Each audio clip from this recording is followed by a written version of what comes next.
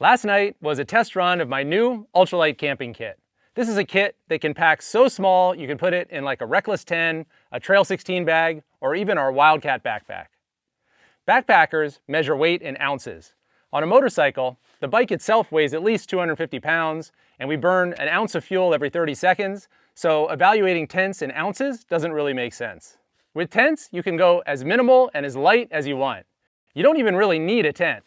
Personally, I'm a light sleeper, bugs and wind wake me up, so I always take a tent. My new one person is the Nemo Hornet. I'm 6'3", and I've got enough room to lie down, sit up straight in the middle, and there's a big vestibule for gear. The Hornet packs smaller than any double-walled tent I've ever seen. There's a lot of ultralight tents that collapse if you lose a single stake.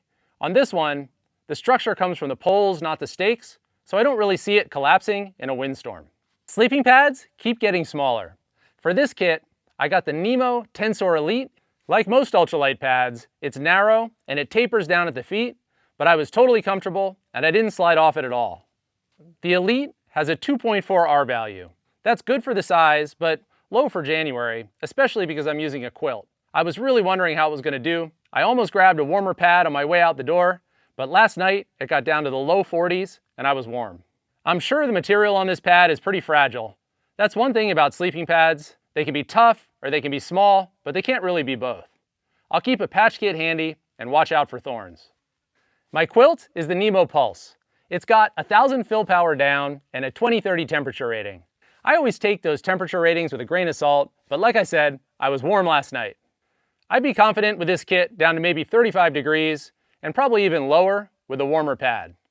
Quilts pack extra small because there's no back panel and no zipper, but that also means the insulation of the pad is really important.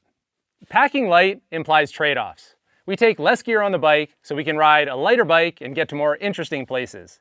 But there is such a thing as too light. If I'm up all night shivering, or if my tent collapses, I know I went too light. I've got a couple trips coming up where I need a small, light sleeping kit. I did a ton of research, and I think I settled on the right kit. I'm very stoked that last night's test run went well. If you've got some ultralight gear that works well for you for moto camping, please call it out down in the comments. I'm Pete with Mosko Moto, and thanks for watching.